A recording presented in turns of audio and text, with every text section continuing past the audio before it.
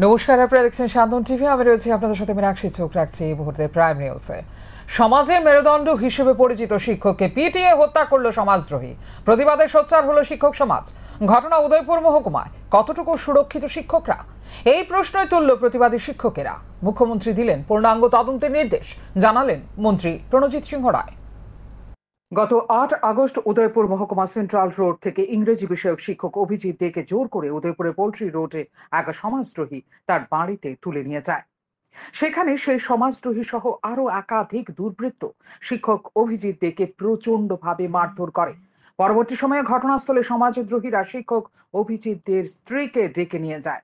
স্ত্রীর সামনে সমাজদ্রোহীরা গণহারে প্রহার করে শিক্ষক অভিজিৎ দের উপর।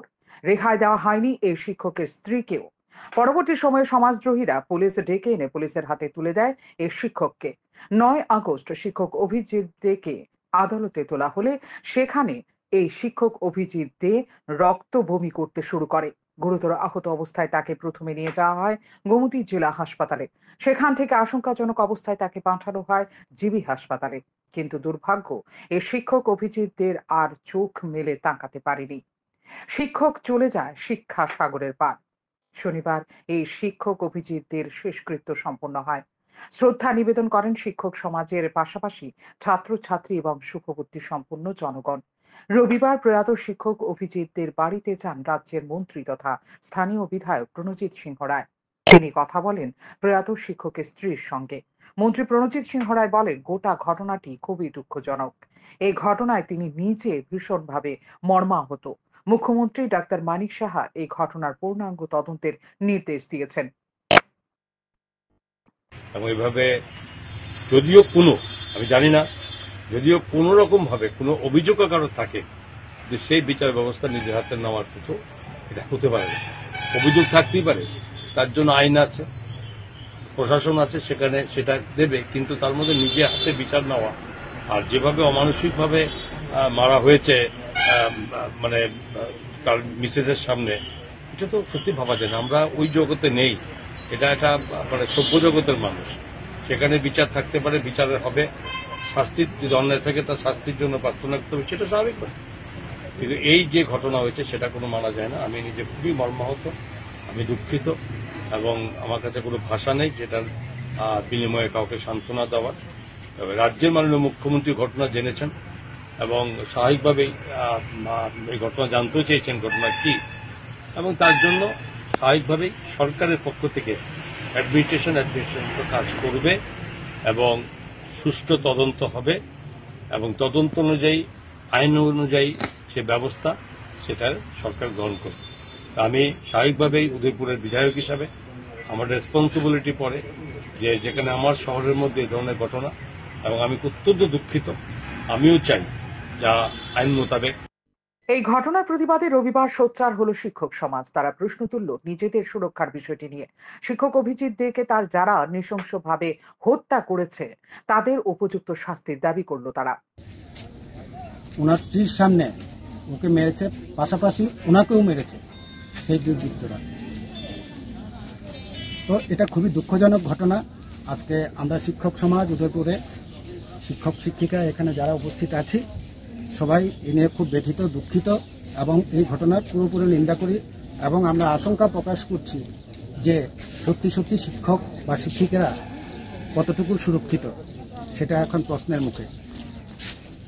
আপনারা কি চাইছেন? আমরা চাইছি যে এই ঘটনাটার সুষ্ঠু তদন্ত হোক এবং একটা দৃষ্টান্তমূলক শাস্তির ব্যবস্থা হোক। এদিকে রবিবার প্রয়াত শিক্ষক অভিজিৎদের বাড়িতে যান জেলা কংগ্রেস সভাপতি টিটন পাল সহ কংগ্রেসের স্থানীয় একটি প্রতিনিধি দল। তারা কথা বলেন প্রয়াত শিক্ষক অভিজিৎদের স্ত্রীর সঙ্গে। ভালোভাবে ট্রিটমেন্ট না করে আবার থানা থেকে কোর্ট, পরবর্তী সময় তার সেখানে মৃত্যু হয়েছে। তো ঘটনার কথা ব্যাখ্যা করার ক্ষমতা আমার নেই। সত্যি আমি সেখানে বাকি এত অমানসিক অত্যাচার, এত পাশবিকতা। আমরা কংগ্রেস একটা প্রতিনিধি দল আমরা দিয়েছি, ওনার পরিবারের সাথে কথা বলেছি, ওনার স্ত্রীর সাথে সেখানে কথা বলেছি। আমরা চাই এই ঘটনায় যারা জড়িত, যারা এই শিক্ষক হত্যার পেছনে ঘটনায় জড়িত এবং যে পুলিশের গাফিলতির কারণে হাসপাতাল কর্তৃপক্ষের গাফিলতির কারণে তার মৃত্যু হয়েছে, সমস্ত ঘটনা তদন্ত ক্রমে যারা দোষী তাদেরকে গ্রেপ্তার। বলতে দ্বিধা নেই, শাসক দল আশ্রিত গুন্ডা বাহিনীর হাতে ঝরে পড়ল শিক্ষকের প্রাণ। গুন্ডা বাহিনীর সঙ্গে সঙ্গে প্রশ্ন উঠল পুলিশের অভিজ্ঞতা নিয়ে। শিক্ষক অভিজিৎ দেকে চিকিৎসার জন্য সঙ্গে সঙ্গে হাসপাতালে নিয়ে গেলে হয়তো চিকিৎসা পরিষেবা গ্রহণ করার কিছুটা সুযোগ পেত এই প্রয়াত শিক্ষক। তা না করে পুলিশ গুরুতর আহত অবস্থায় শিক্ষক অভিজিৎ দেকে নিয়ে গেল থানায়, পরদিন তুলল আদালতে। সেখানে হলো রক্তবমি আর পরবর্তী সময়ে মৃত্যু। সব মিলিয়ে থেমে গেল শিক্ষক অভিজিৎদের জীবন। সরকারি তরফে গোটা ঘটনা পূর্ণাঙ্গ তদন্তের নির্দেশ দিয়েছেন মুখ্যমন্ত্রী। এই পূর্ণাঙ্গ তদন্তের রিপোর্টের ওপর ভিত্তি করে দোষীদের উপযুক্ত শাস্তি হবে, এটাই চাইছে সুষ্ঠু সমাজ। সান্দন টিভি। ভারত বাংলাদেশ কাঁটাতারের বেড়ার ওপারে পরিস্থিতি এখনো অনেকটাই স্পর্শকাতর। খুব শীঘ্রই পরিস্থিতি স্বাভাবিক হয়ে যাবে বলে মতিনগর সীমান্তবর্তী এলাকা পরিদর্শনের শেষে আশা ব্যক্ত করলেন পশ্চিম জেলার জেলা শাসক। রবিবার আগরতলা শহরের অদূরে ভারত বাংলার সীমান্তবর্তী অঞ্চল মতিনগর পরিদর্শন করেন পশ্চিম জেলার জেলা শাসক ডক্টর বিশাল কুমার। সীমান্তবর্তী এলাকা পরিদর্শনকালে ভারতীয় সীমান্ত সুরক্ষা বাহিনীর জওয়ানদের সঙ্গে নিয়ে পশ্চিম জেলার জেলা শাসক ডক্টর বিশাল কুমার কাঁটাতারের বেড়ার ওপারে থাকা ভারতীয়দের সঙ্গে কথা বলেন। সীমান্ত এলাকা পরিদর্শন এবং কাঁটাতারের ওপারে থাকা ভারতীয়দের সঙ্গে কথা বলার পর পশ্চিম জেলা জেলা শাসক ডক্টর বিশাল কুমার জানিয়েছেন, প্রতিবেশী রাষ্ট্র বাংলাদেশের সাম্প্রতিক কালের পরিস্থিতির কারণে তিনি সীমান্তবর্তী এলাকা পরিদর্শন করেন। মতিনগর সীমান্তবর্তী এলাকায় কাঁটাতারের বেড়ার ওপারে প্রায় ৭০ ভারতীয় পরিবারের বসবাস। তাদের সঙ্গে কথা বলার পর পশ্চিম জেলার জেলা শাসক ডক্টর বিশাল কুমার বুঝতে পেরেছেন বর্তমানে শান্ত পরিবেশ বজায় রয়েছে, কিন্তু ভারতীয় সীমান্ত সুরক্ষা বাহিনীর জওয়ানদের সঙ্গে কথা বলার পর তিনি উপলব্ধি করতে পেরেছেন পরিস্থিতি অনেকটাই স্পর্শকাতর, যার কারণে কেন্দ্রীয় সরকার এবং রাজ্য সরকার সতর্কতা অবলম্বন করে চলেছে গোটা বিষয়টির উপর, যার কারণে রাজ্য সরকার এবং সীমান্ত সুরক্ষা বাহিনীর জওয়ানদের মধ্যে সঠিক বোঝাপড়ার মধ্য দিয়ে যাবতীয় বিষয়ের উপর তদারকি করা হচ্ছে। ভারতীয় সীমান্ত সুরক্ষা বাহিনীর সিনিয়র আধিকারিকরাও ইতিমধ্যে সীমান্তবর্তী এলাকা পরিদর্শন করে গেছেন। रिसेंट जो डेवलपमेंट हुए हैं हमारे पड़ोसी देश में, उसके बाद मैं 3-4 दिनों से बॉर्डर एरियाज़ में हम लोग मिल रहे हैं, लोगों से बात कर रहे हैं। इस दौरान मैं 1-2 दिन पहले खौड़ा चेक पोस्ट पे भी गया था और आज मोतीनगर एरिया में गए। यहाँ पे हमारे कुछ नागरिक जो हमारी IPB जो फेंसिंग है उसके दूसरी तरफ रहते हैं, ऐसे लगभग 70 फैमिलीज़ उधर रहती हैं। उनसे हमने इंटरेक्ट किया और उनसे बात करके हमें पता लगा कि हमारे इंडियन साइड में अभी भी बहुत ही शांतिपूर्ण है और उस तरह से पड़ोसी देश की तरफ से कोई इस तरह की प्रॉब्लम्स नहीं आई हुई हैं। लेकिन BSF के साथ और उन लोगों के साथ इंटरेक्शन करके हमें ये पाया गया कि चीज़ें अभी बहुत ही कॉशियस हैं, सेंसिटिव हैं। इसलिए बोथ सेंट्रल गवर्नमेंट और स्टेट गवर्नमेंट कॉशियस रूप से इसको ऑब्ज़र्व कर रही है और हमारा जो भी इंटरेक्शन है अथॉरिटीज़ के साथ वो बहुत ही कोऑर्डिनेशन के हिसाब से चल रहा है। रिसेंट सीनियर ऑफिसर्स भी BSF के वहाँ विज़िट किए हैं और हम उम्मीद करते हैं कि এদিকে সীমান্তবর্তী এলাকায় ভারতীয় সীমান্ত সুরক্ষা বাহিনীর জওয়ানদের কড়া টহলদারি সত্ত্বেও বাংলাদেশিদের ধারাবাহিক অনুপ্রবেশ আতঙ্কের কারণ হয়ে দাঁড়িয়েছে। ইতিমধ্যে সীমান্ত সুরক্ষা বাহিনী এবং পুলিশের জালে ধরা পড়েছে একাধিক বাংলাদেশি, যার কারণে সীমান্তে নজরদারি আরো জোরদার করা হয়েছে। সান্দন টিভি। নিজের জীবন বাজি রেখে নদীর জলে ভেসে যাওয়া এক যুবকের প্রাণ বাঁচিয়ে মানবতার নজির গড়লেন সুশান্ত ভট্টাচার্য। এদিন তিনি সাহসিকতার পরিচয় দিয়ে বিলোনিয়ার বনকর নন্দীপাড়া এলাকায় মুহুরী নদীর জলে ভেসে যাওয়া এক যুবককে উদ্ধার করেন নিজের জীবন বাজি রেখে। বিলোনিয়া মির্জাপুর GM অফিস সংলগ্ন এলাকার বাসিন্দা সুজয় ভৌমিক এদিন সে এলাকার লোকজনদের সাথে বিপদে নাশিনী দেবীর মূর্তি বিসর্জন দিতে যায় বিলোনিয়া বনকর মুহুরী নদীতে। এলাকার এক যুবক জানায়, বিপদনাশিনী দেবীর মূর্তি মুহুরী নদীর জলে বিসর্জন দেওয়ার পর সকলে নদীর জল থেকে ফিরে আসছিল। সেই সময় সুজয় আচমকা নদীর জলে পড়ে যায়। মুহুরী নদীর জলের স্রোতে সে ভেসে যেতে থাকে বাংলাদেশের দিকে।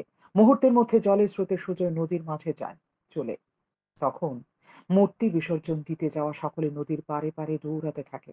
শেষ পর্যন্ত বিলোনিয়ার বনকর নন্দী পাড়ার বাসিন্দা সুশান্ত ভট্টাচার্য নিজের জীবন বাজি রেখে নদীর জলে ঝাঁপ দিয়ে সুজয়কে মুহুরী নদীর জল থেকে উদ্ধার করে নিয়ে এসে এতে প্রাণে বেঁচে যায় সুজয়। গতকালকে বিপদনাশিনী পূজা গেছে, তার কারণে আজকে দশমী আছে, দশমী বিসর্জন দিতে আয়া তো সবাই নাম উড়াউড়ি করে কেউ নামতে না করা হয়েছে। হ্যাঁ, নাইম মাসেরা উঠতে লাগবে মানে কুরের মধ্যে ফিরে গেছে আর কি, স্লিপ করে পড়ে গেছে।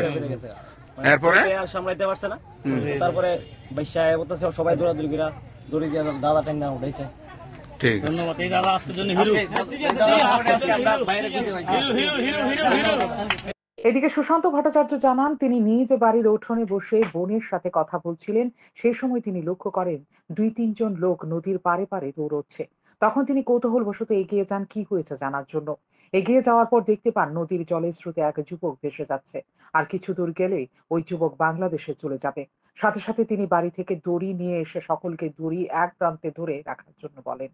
দড়ির অপর প্রান্তে তিনি নিজের শরীরে বেঁধে নিজের জীবনের বাজি রেখে ঝাঁপ দেন নদীর জলে। সাঁতার কেটে নদীর মাঝে গিয়ে নদীর জলে ভেসে আসা যুবককে হাত দিয়ে ধরে নিয়ে আসেন নদীর পাড়ে। আমি তো বাড়িতে বোন আছে কথা কইয়েন, এর ভিতরে তারা 2-3 জন দেখতে আসি আসতেছে। ব্যাপারটা কি? হ্যাঁ, ব্যাপারটা কি? এবার দেখিতে নদীতে কথা হতেছে, মুক্তি বিসর্জন দিচ্ছে, মানে এবার কই কই মাথা দেখা যায়, একটু মাথা দেখা আটন করে। এবার আমি সঙ্গে সঙ্গে দড়ি মারছি, তারা কাছে দড়ি ধর, এবার লাভ দিছিল, লাভ দিবে এবার তারা দড়ি নিচ্ছে, কারণ হেরো হেড বেশি, আমি আনতে পারতাম না, তো আমারও ফ্যান বড়, তো এবার সঙ্গে সঙ্গে এবার তারা দড়ি দিচ্ছে, আমি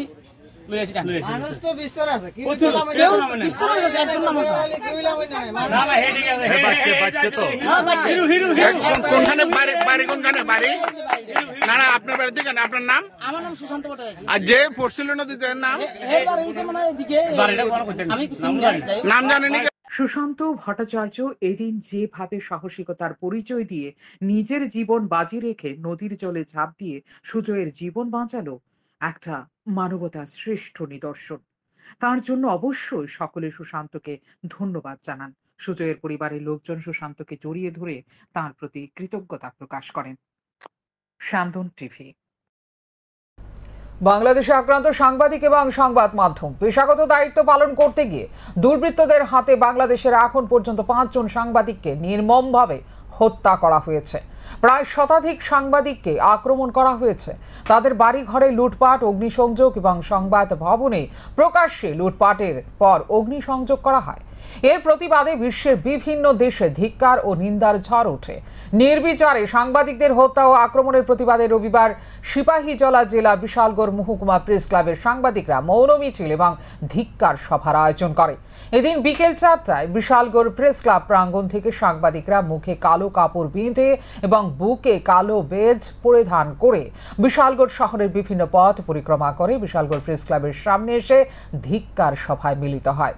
প্রেস ক্লাবের সভাপতি ভবতোষ ঘোষ বলেন, সাংবাদিক হত্যার মতো নিকৃষ্টতম ঘটনা ঘটছে বাংলাদেশে। 5ই আগস্টের পর আক্রমণের মাত্রা বেড়েছে। সাংবাদিকদের নিরাপত্তা সুনিশ্চিত করতে বর্তমান তত্ত্বাবধায়ক সরকারের নিকট দাবি জানান তিনি। সম্পাদক তাজুল ইসলামও এই ঘটনা তীব্র নিন্দা জানিয়ে দোষীদের বিরুদ্ধে আইনানুগ ব্যবস্থা নেওয়ার দাবি জানান। সবাই জানেন, বাংলাদেশের গণ অভ্যুত্থানের পর একটা নজিরবিহীন একটা দুর্বিষহ পরিস্থিতির সৃষ্টি হয় গোটা বাংলাদেশ জুড়ে। রাহাজানি, নির্বিচারে গণহত্যা, লুটপাট, অগ্নিসংযোগ থেকে শুরু করে নির্বিচারে এক ভয়াবহ পরিস্থিতির শিকার হয় সমগ্র গোটা বাংলাদেশ। আর এই পরিস্থিতির খবর যখন সংবাদ সংগ্রহ করতে যায় আমাদের সাংবাদিক বন্ধুরা, তারা যাতে পেশাগত দায়িত্ব পালন করতে যায়, সেখানে সেই উচ্ছৃঙ্খল দুষ্কৃতীরা, নরপিচাসরা এই সাংবাদিক বন্ধুদের উপর ক্রমাগত আক্রমণ করতে থাকেন। লাগামহীন তাদের এই আক্রমণে, তাদের এই পৈশাচিক আক্রমণে আমাদের এই 5 জন সাংবাদিক বন্ধু একেবারে কর্তব্যভাবে তারা এই পৃথিবী থেকে চলে যেতে বাধ্য হয়। এবং আজ পর্যন্ত যা হিসাব আমরা পেয়েছি, 111 জন সাংবাদিক বন্ধু এই বাংলাদেশে তাদের পেশাগত দায়িত্ব পালন করতে গিয়ে এই চলমান অস্থির পরিস্থিতিতে তারা আহত অবস্থায় বিভিন্নভাবে চিকিৎসাধীন রয়েছে। চণ্ডীপুর বিধানসভা কেন্দ্রের অন্তর্গত ধনবিলাস গ্রাম পঞ্চায়েতের 4 ও 5 নম্বর ওয়ার্ডের নির্দল সমর্থিত দুটি পরিবারের বাড়িতে ভাঙচুর চালায় দুষ্কৃতীরা। এমনটাই অভিযোগ এই দুই পরিবারের। এই ভাঙচুরের ঘটনা জানিয়ে কৈলাসহর থানায় অভিযোগ দায়ের করা হয় পরিবার দুটির তরফ থেকে। পরিবারের সদস্যদের মারধর করা হয় বলে অভিযোগ। গুঁড়িয়ে দেওয়া হয় মোবাইল, ভাঙচুর চালানো হয় একটি গাড়িতে। গোটা ঘটনার তদন্ত শুরু করেছে পুলিশ। অনিমেষ মালাকার, অর্পণ মালাকার, নিধির মালাকার আর উদয় দেববর্মা আসলো আর আরো জন নামটা জানি না, তারা সবে আসলো। আইসে বাড়িতে আইয়া তারা প্রথমে আমরা গাড়ির গ্লাসটা গেটটা বাড়ি দিছে, বাড়ি দিয়ে গেটটা ভাঙছে। ভাঙিয়া বাড়ির দিকে ঢুকে আগে খুঁজে এই লাইটটা বাঙ্গাল লাগে, লাইটটা বাঙ্গালে তো সব কিছু তার সুবিধা হইব, অন্ধকার হইয়া যাইব। আর তারা তো সেখানে সাইডে প্রবলেম করিয়া আইসে, আমার বাড়িতে সব সাইডে গেছে দেখার। তারা এই সুযোগে আমাদের বাড়িতে আসলো, আমি আর আমার ছোটো মাইয়া আসলো 10 বছরের। আমরা আসলাম বাড়িতে থাকার কারণে তারা আইসে আইয়া প্রথম আইয়া আমার স্বামীর এই গাড়িটা ভাঙছে, মাল গাড়িটা ভাঙছে। ভাঙ্গাইয়া তারা আগে হচ্ছে লাইট ভাঙ্গা হওয়ার পরে তারা 9 জন সদস্য আইয়া বাইর ঢুকিয়া এইসব ভাঙ্গাচোরা করিয়া তারা মানে কিছুক্ষণের মধ্যেও তারা মানে আমি ফোন করার সুযোগ পাইছি না, সেগুলোকে যোগাযোগ করার সুযোগ পাইছি না। আমি এই মধ্যে তারা সব কিছু ভাঙ্গা টাঙ্গা করে তারা সব কিছু তাড়াতাড়ি করে তারা সব গেছে গিয়া। ত্রিপুরা আয়ুষ মিশন এমপ্লয়িজ অ্যাসোসিয়েশনের উদ্যোগে রবিবার আগরতলা মেডিকেল কলেজের উদ্যোগে হর ঘর তিরঙ্গা কর্মসূচির আয়োজন করা হয়। উপস্থিত ছিলেন ভারতীয় জনতা পার্টি সদর জেলা কমিটির সভাপতি অসীম দেব, আগরতলা জিবি হাসপাতালের রোগী কল্যাণ সমিতির চেয়ারপারসন তথা বিধায়ক মীনা রানী সরকার। বক্তব্য রাখতে গিয়ে সদর জেলা কমিটির সভাপতি অসীম দেব জানিয়েছেন 2014 সালে প্রধানমন্ত্রী হিসেবে নির্বাচিত হওয়ার পর নরেন্দ্র মোদীর আয়ুষ মিশনকে সাধারণ মানুষের ঘরে ঘরে পৌঁছে দিতে ব্যাপক পরিকল্পনা গ্রহণ করেছেন। তিনি আরো বলেন, হর ঘর তিরঙ্গা কর্মসূচির মধ্য দিয়ে প্রধানমন্ত্রী নরেন্দ্র মোদী দেশের প্রতিটি সাধারণ মানুষের মধ্যে রাষ্ট্রীয় চেতনা জাগিয়ে তুলেছেন। বাংলাদেশের সাম্প্রতিক পরিস্থিতি সম্পর্কে অভিমত ব্যক্ত করতে গিয়ে তিনি বলেন, বাংলাদেশের সাধারণ মানুষের মধ্যে রাষ্ট্রীয় চেতনা নেই বলেই এত রক্তপাত ঘটেছে।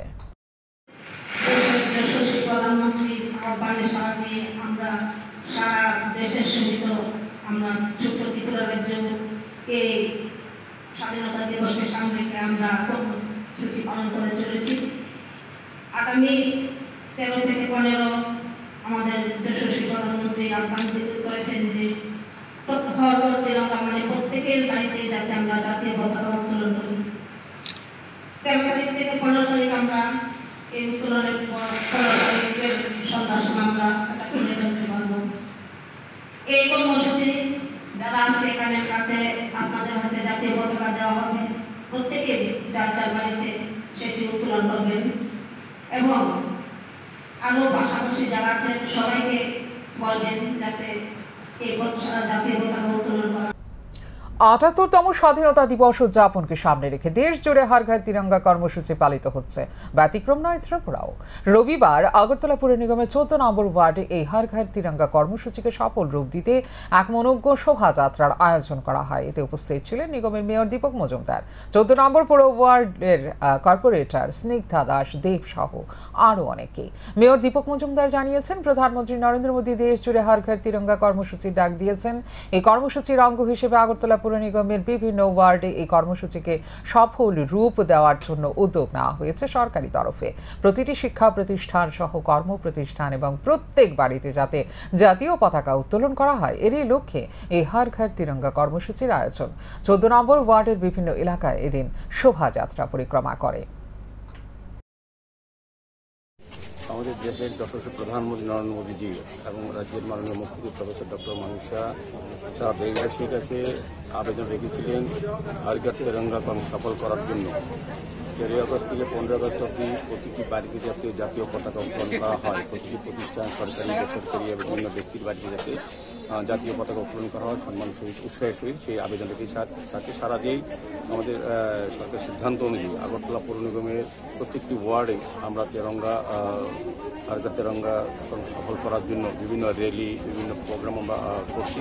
তারই অঙ্গ হিসেবে আগরতলা পৌর নিগমের 14 নম্বর ওয়ার্ডের মাননীয় কর্পোরেটর স্নিগ্ধা দাস দেবের নেতৃত্বে আজকে এই এলাকার জনগণকে নিয়ে সকল অংশ মানুষের সঙ্গে নিয়ে আমরা আজকে র্যালি করেছি। উদ্দেশ্য একটাই হচ্ছে জাতীয় পতাকাকে সম্মান জানানো, শ্রদ্ধা জানানো, স্মরণ করা। যাদের জাতীয় পতাকা যাদের জন্য আমরা পেয়েছি, সংবিধান অধিকার পেয়েছি এই ভারতবর্ষে আমরা, তাদেরকে সম্মান করা, সেই শহীদ বীরদের স্মরণ করা এবং যথাযোগ্য মর্যাদা তাদেরকে বর্তমান এবং আগামী প্রজন্ম থেকে তাদের ইতিহাস, তাদের অবদান, তাদের যে দেশের প্রতি তাদের যে অবদান ছিল সেগুলিকে তুলে ধরার জন্য আমাদের কেন্দ্রীয় সরকার, আমাদের রাজ্য সরকার, আগরতলা পৌর নিগম আমরা চেষ্টা করছি। এবং গান গেয়ে বাবাকে চিরবিদায় জানালেন শিল্পী পারমিতা দেবনাথ।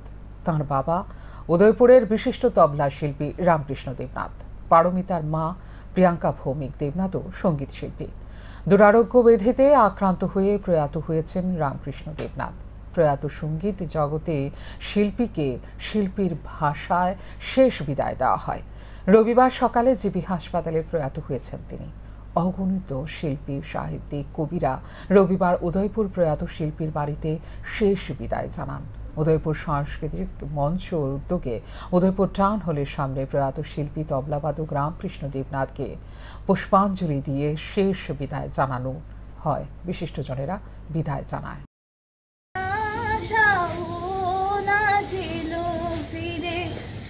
বর্ষা ফুরায়ে গেল, আশা তবু গেল না, বর্ষা ফুরায়ে গেল, আশা তবু গেল না, শ্রাবণ ছিল ফিরে, ধানের ঘাগরে মেঘরম ওলে না, ধানের ঘাগরে মেঘরম ওলে না, পড়িতে আমারে মাগো অনুরোধ করো না, কাজলের কাজল মেঘু পথ পেল খুঁজিয়া, কাজলের কাজল মেঘু। রবিবার প্রদেশ যুব কংগ্রেসের পক্ষ থেকে ব্রিটিশ সাম্রাজ্যের বিরুদ্ধে সংগ্রামী বীর শহীদ ক্ষুদিরাম বসুর প্রতি শ্রদ্ধা জানানো হয়। তিনি মাত্র 15 বছর বয়স থেকে ব্রিটিশদের বিরুদ্ধে আন্দোলনে নিজেকে যোগদান করেন। তারপর মাত্র 18 বছর বয়সে ব্রিটিশদের বিরুদ্ধে লড়াই করতে গিয়ে শহীদ হয়েছেন তিনি। তাই আজকে শহীদ ক্ষুদিরাম বসুর প্রতিকৃতিতে প্রদেশ কংগ্রেসের পক্ষ থেকে পুষ্পার্ঘ্য করে শ্রদ্ধা জানানো হয়। উপস্থিত ছিলেন প্রদেশ যুব কংগ্রেস সভাপতি নীলকমল সাহা সহ অন্যান্যরা। আজ থেকে 116 বছর আগে আমরা সকলেই জানি আমাদের বিপ্লবী স্বাধীনতা সংগ্রামী শ্রী ক্ষুদিরাম বসুজিকে ফাঁসিতে চড়ানো হয়। উনি যখন 15 বছর বয়স ছিল তখন থেকেই স্বাধীনতা সংগ্রামের একটি বিশেষ অঙ্গ ছিলেন এবং ভলেন্টিয়ার হিসাবে নিজেকে নিযুক্ত করেছিলেন।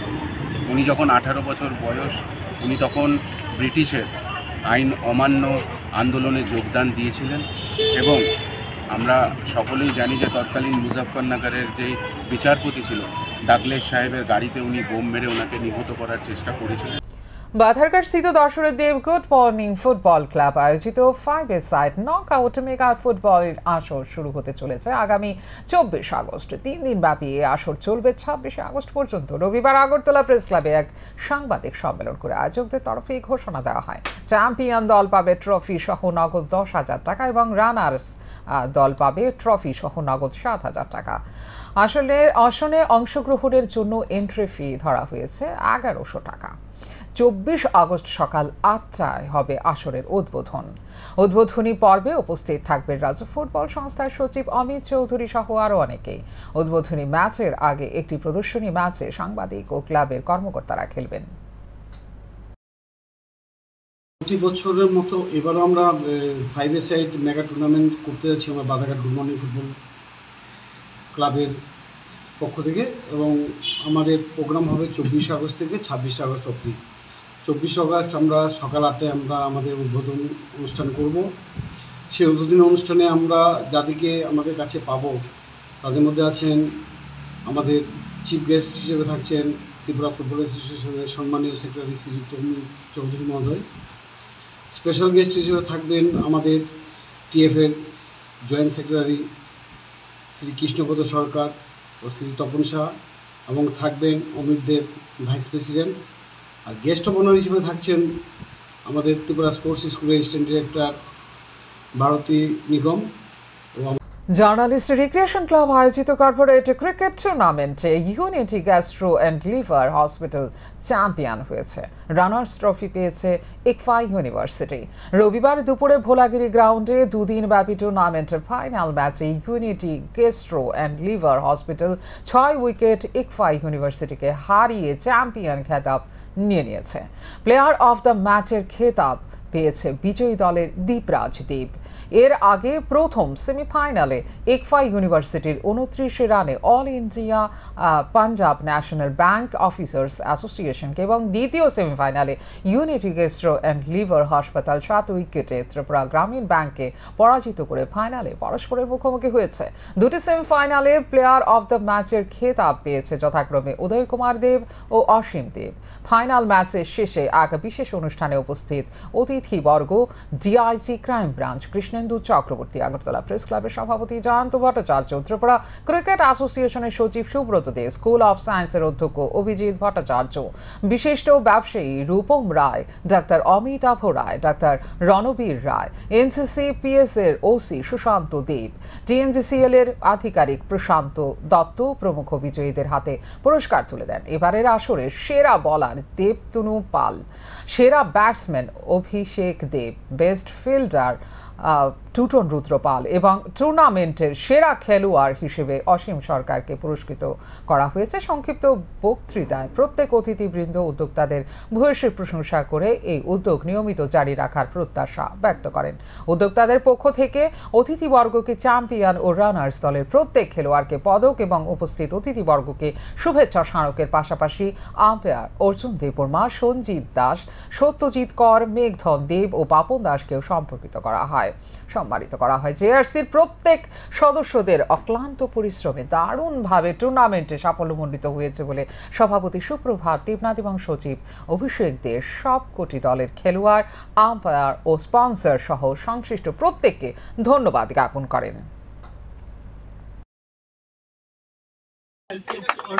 ভেরি ওয়েল অর্গানাইজড এবং ভবিষ্যতেও যাতে এরকম অর্গানাইজ আরো হয়। ইউনিটি টিম যারা আজকে জিতেছে, ডাক্তারবাবু আপনার টিমকে অশেষ ধন্যবাদ এবং আপনার টিমকে কনগ্রাচুলেট করছি আমি। অ্যান্ড ইকফাই যারা রানার্স আপ হয়েছে ওদেরকেও মানে all the very best. They have done very well, they have done really well and will look forward in future যে আরও এরকম ম্যাচ করুক এবং জার্নালিস্ট রিক্রিয়েশন ক্লাব এগিয়ে আসুক।